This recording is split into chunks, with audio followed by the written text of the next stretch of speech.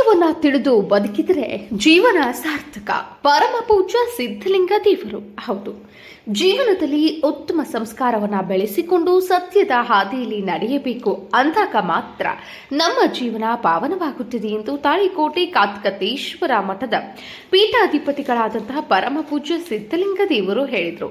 ಪಟ್ಟಣದ ನೀಲಕಂಠೇಶ್ವರ ದೇವಸ್ಥಾನದ ಆವರಣದಲ್ಲಿ ಏರ್ಪಡಿಸಲಾದ ಯಡಿಯೂರು ಸಿದ್ಧಲಿಂಗೇಶ್ವರ ಮಹಾಪುರಾಣ ಕಾರ್ಯಕ್ರಮದಲ್ಲಿ ಭಾಗವಹಿಸಿ ಭಕ್ತಾದಿಗಳಿಗೆ ತಮ್ಮ ಹಿತನುಡಿಗಳನ್ನು ಬಯಸಿದರು.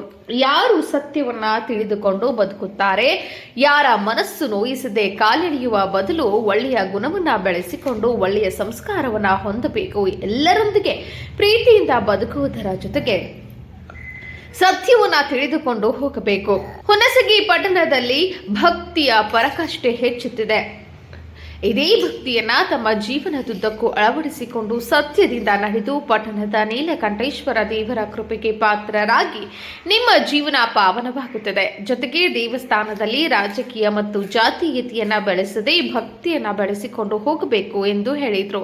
ಈ ವೇಳೆ ಪಟ್ಟಣದ ಹೊರ ಅಗಸಿಯಲ್ಲಿರುವಂತಹ ಮಲ್ಲಯ್ಯ ದೇವಸ್ಥಾನದಿಂದ ನೀಲಕಂಠೇಶ್ವರ ದೇವಸ್ಥಾನದವರೆಗೆ ಪಾದಯಾತ್ರೆಯ ಮೂಲಕ ಆಗಮಿಸಿದ ಸಿದ್ಧಲಿಂಗ ದೇವರು ಅವರಿಗೆ ಪಟ್ಟಣದ ಮಾತೆಯರಿಂದ ಹೂಮಳೆ ಸೇರಿಸುವುದರೊಂದಿಗೆ ಅದ್ದೂರಿಯಾಗಿ ಸ್ವಾಗತಿಸಲಾಯಿತು.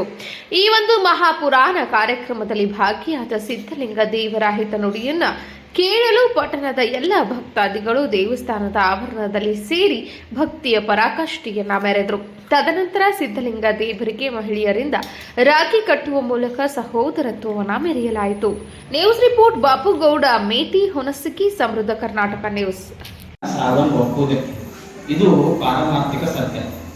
ಪಾರಮಾರ್ಥಿಕ ಸತ್ಯ ತಿಳ್ಕೊಂಡು ಲೌಕಿಕ ಜಗತ್ತಿನೊಳಗ ಬದುಕಿ ಬಿಟ್ರ ಅವನದೇ ನಿಜವಾದ ಸುಖಿ ಬದುಕಷ್ಟೇ, ಸುಖವಾದ ಬದುಕು. ಒಬ್ಬವ ಮಹಾರಾಜ ಇದ್ದ, ದೊಡ್ಡ ಮಹಾರಾಜ. ಅವ 3 ಮಂದಿಗೆ ಊಟಕ್ಕೆ ಕೊಟ್ಟಿದ್ದ. 3 ಜನ ಅತಿಥಿಗಳು ಬಂದಿದ್ರು. 3 ಮಂದಿಗೆ ಊಟಕ್ಕೆ ಕೊಟ್ಟಿದ್ದ. ಒಬ್ಬರಿಗೆ ಬಂಗಾರದ ಪ್ಲೇಟ್ನಾಗ ಊಟ ಕೊಟ್ಟಿದ್ದ, ಒಬ್ಬರಿಗೆ ಬೆಳ್ಳಿ ಪ್ಲೇಟ್ನಾಗ ಊಟ ಕೊಟ್ಟಿದ್ದ, ಮತ್ತೊಬ್ಬರಿಗೆ ತಗಡು ಪ್ಲೇಟ್ನಾಗ ಊಟ ಕೊಟ್ಟಿದ್ದ.